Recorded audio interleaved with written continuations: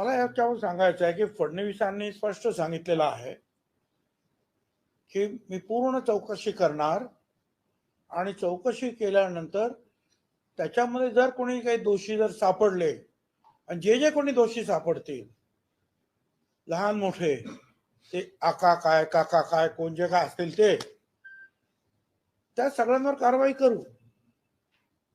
परंतु त्या अगोदरच आपण मुंडेंचा राजीनामा का मागतो आहोत? चौकशीत काही बाहेर आलंय का तसं?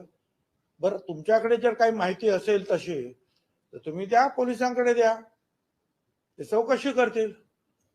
परंतु असं जर जोपर्यंत कन्फर्म्ड होत नाही की त्यांचा हात त्याच्यामध्ये कुठेही आहे, तो पण का राजीनामा त्यांनी द्यावा किंवा मागावा तरी आपण?